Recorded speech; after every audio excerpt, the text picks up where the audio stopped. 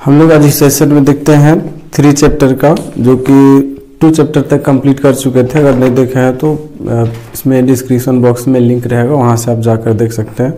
3 chapter में mainly question जो रहेगा इसमें एक इसका अनुपात पता करने के लिए अनुपात से रहेगा कि प्रतिच्छेदी है, प्रतिच्छेदी समांतर और संगत, ये पता करने के लिए रहेगा।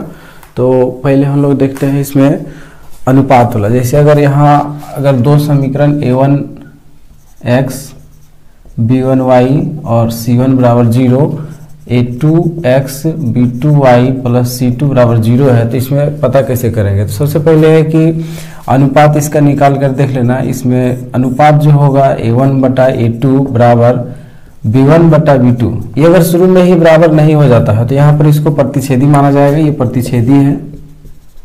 अच्छा, इसी की जगह पर ऑब्जेक्टिव में इसमें दे सकता है कि संगत और असंगत, तो इसमें भी ये संगत हो जाएगा, प्रतिच्छेदी तो संगत होगा और इसका एक हल होगा। ये 3 चीज होगा, ये याद रखना। एक हल, पहला शुरू में कट जा रहा है तो प्रतिच्छेदी होगा, संगत होगा और एक ही हल होगा। दूसरा में अगर यहाँ पर कहीं नहीं कट रहा है, यानी कि तीनों बराबर हो गया, तो इसमें कहेंगे कि ये समपाती है।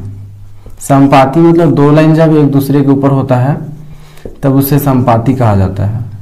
और इसमें जो हल होगा ये अनेक हल होगा। इसे समझना इस तरह से है कि ये प्रतिच्छेदी इस तरह से कट रहा है, तो यहाँ पर एक बिंदु पर कट रहा है, एक बिंदु पर कट रहा है, ये प्रतिच्छेदी हो गया, तो ये प्रतिच्छेदी पहला ठीक है। और एक बिंदु पर कट रहा है तो हल कितना होगा, एक हल होगा। और अगर हल निकल रहा है तो इसे क्या कहेंगे, संगत कहेंगे। इसे भी यहाँ पर समपाती एक लाइन हो गया और इसी के ऊपर एक और लाइन है जो कि सभी बिंदु जहां देखेंगे वहां पर कट रहा है। तो इस तरह से अनेक बिंदु पर कट रहा है एक दूसरे के ऊपर, इसलिए समपाती हो गया और इसका हल है, इसलिए यहाँ पर ये संगत भी होगा। और तीसरा जो होगा ये शुरू में बराबर लास्ट में बराबर, शुरू में बराबर नहीं हुआ अगर लास्ट में बराबर नहीं होगा, तो अगर इस तरह से हो जाता है a1/a2 equal to b1/b2 not equal to c1/c2, तो इसका मतलब ये हुआ कि 2 रेखाएं समांतर है। ये इस तरह से 2 रेखाएं समांतर है, और अगर 2 रेखाएं समांतर होती है तो यहाँ लिख देंगे समांतर।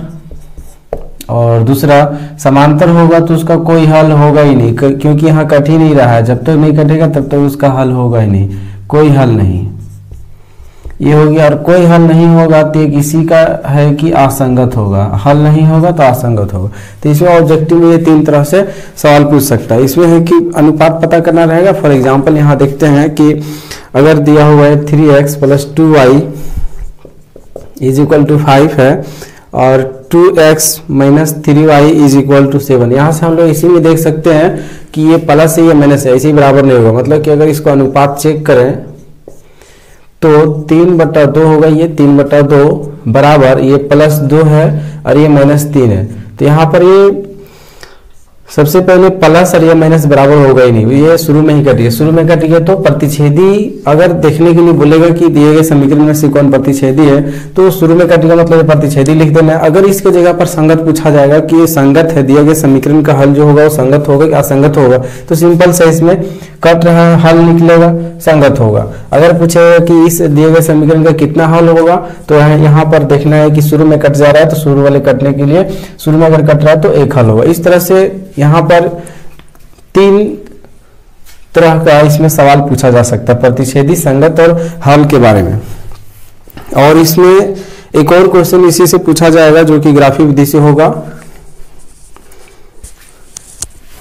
तो एक एग्जांपल लेकर बताते हैं कि ग्राफी विधि से किस तरह से इसको हल करना है। मेनली इस चैप्टर से 2 क्वेश्चन आएगा, 2 टाइप का, एक ऑब्जेक्टिव में रहेगा और एक सब्जेक्टिव में रहेगा। ऑब्जेक्टिव में 2 क्वेश्चन रह सकते हैं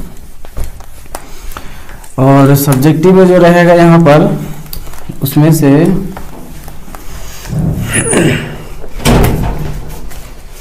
कोई भी एक क्वेश्चन दे दिया जाएगा। जैसे अगर एग्जांपल लेते हैं 2x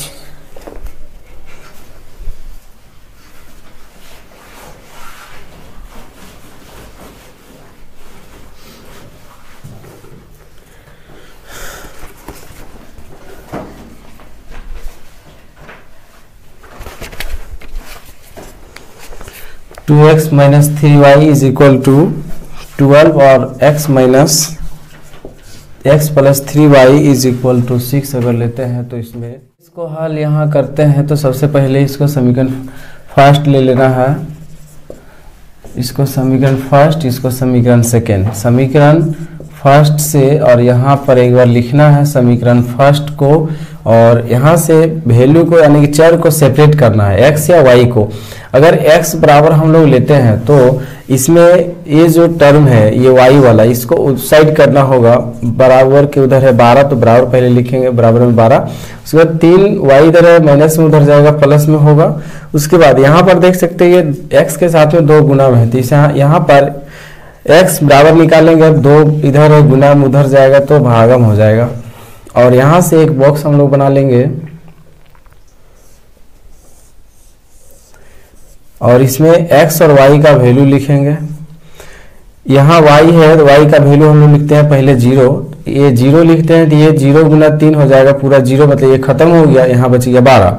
अब 12 को 2 से भाग देंगे कितना होगा, यहाँ पर 6 हो जाएगा। अब फिर से y का वैल्यू अपने से लेना है, y का वैल्यू ले लेते हैं अगर -2, अगर -2 ले लेते हैं तो -2 तो ये कितना हो जाएगा -6 होगा। 12 में 6 माइनस करें, यहाँ पर ये माइनस में आ रहा है, ये y का वैल्यू -2 और गुना में 3, यहाँ तो 3 गुना कितना हो जाएगा -6 आ जा रहा है। 12 में 6 माइनस कर देंगे 6 बचेगा, और ये 6 को 2 से भाग देंगे तो यहाँ पर कितना हो जाएगा 3 हो जाएगा। इस तरह से बॉक्स को बनाना है। अब यहाँ से फिर एक और बॉक्स बनाना है समीकरण सेकेंड से,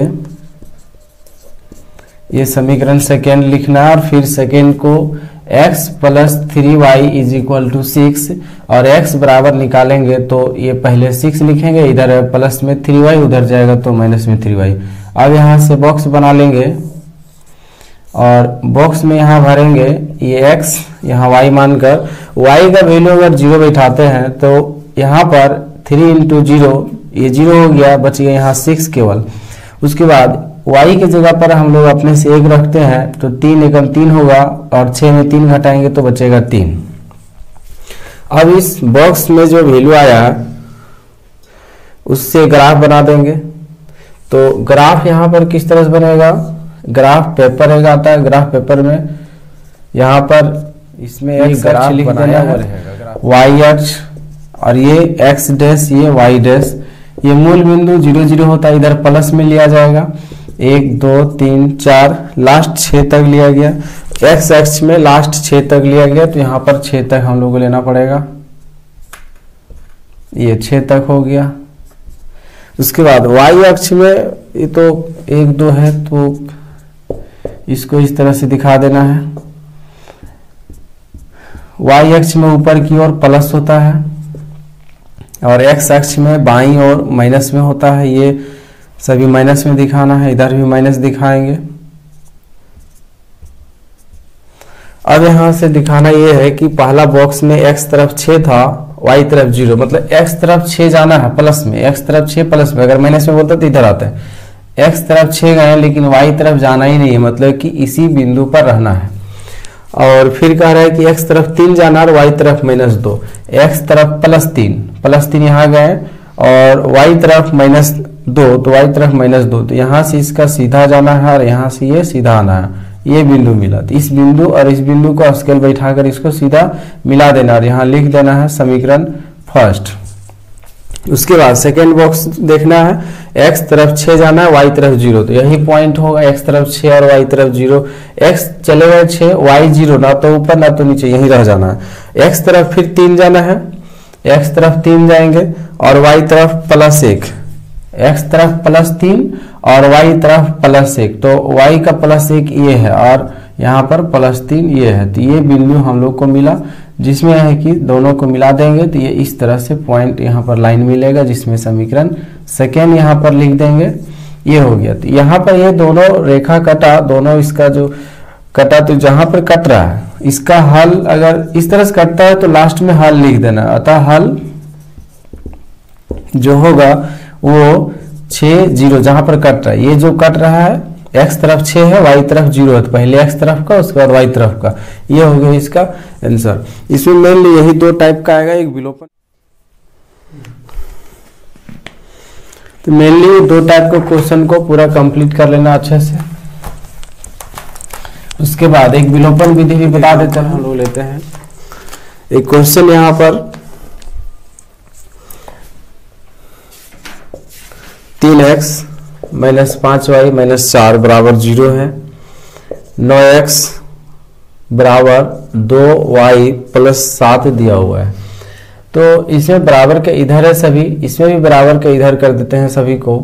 इसको फर्स्ट मान लेते हैं और इसको 9x इसको इधर कर लेते हैं, 2y इसको भी इधर कर लेते हैं, ये प्लस में इधर आ जाएगा तो माइनस में बराबर कुछ नहीं तो 0 बचे, इसको सेकेंड मान लेते हैं। अब हम लोग क्या करते हैं, समीकरण फर्स्ट और समीकरण सेकेंड लिखकर और इसमें हम लोग बराबर करते हैं। कोई भी वेरिएबल को हम लोग अगर बराबर करना चाहे, यानी कि विलोपन विधि से हल करना है, मतलब इसको एक को विलुप्त करना है। विलुप्त मतलब खत्म करना है। तो हम लोग देख सकते हैं तीन का, यहाँ x को अगर विलुप्त करते हैं तो ये 3 का पहाड़ हमारा, ये भी 3 का पहाड़ हमारा है। तो 3 का पहाड़ हम ये कितना बार में, सिंपल सा ये तीन दोनों का एलसीएम निकाल देना। 3 और 9 का एलसीएम, 3 और 9 का एलसीएम कितना आएगा, ये 3 और 3 9 होगा। तो ये 9 तो सेकेंड में कितना से गुना करेंगे, 1 से। फर्स्ट में 3 है तो कितना से गुना करेंगे 9 लाने के लिए, 3 से। अब देखना है दोनों में साइन क्या है, दोनों में प्लस प्लस सेम साइन है, प्लस प्लस या माइनस माइनस दोनों सेम साइन रहेगा तो यहाँ पर माइनस करेंगे। अगर डिफरेंट साइन होगा, एक में प्लस एक में माइनस होगा तो यहाँ पर हम लोग क्या कर देंगे। अब इसमें 3 गुना करके लिखना है, 3 तिहाई 9x होगा और माइनस इसको 3 से गुना करेंगे तो 5 तिया 15y और माइनस में 4 तिया 12 हो जाएगा और इसको वैसे ही उतार देना है। तो अब जो होगा बराबर दिख रहा है 9x साइन यहाँ पर माइनस किए, साइन चेंज होगा। इसका साइन देखना है केवल नीचे वाले का, यहाँ प्लस है माइनस हो जाएगा, माइनस से प्लस होगा, यहाँ माइनस है प्लस होगा और ये दोनों घट के 0 खत्म हो गया। ये 15y माइनस में 2y प्लस में, प्लस माइनस घटेगा, 15 में 2 घटेगा तो बचेगा 13y और बड़ा का साइन माइनस तो यहाँ भी माइनस होगा और फिर यहाँ पर प्लस और माइनस प्लस माइनस घटेगा। 12 में 7 घटेगा तो कितना बचेगा, तो 5 बचेगा।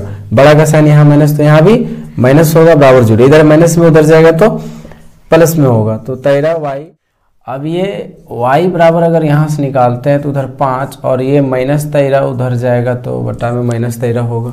अब हम लोग x का मान निकालेंगे तो समीकरण फर्स्ट से लिखेंगे और समीकरण फर्स्ट में है 3x माइनस 5y और इधर है माइनस में उधर जाएगा तो प्लस में 4 हो जाएगा।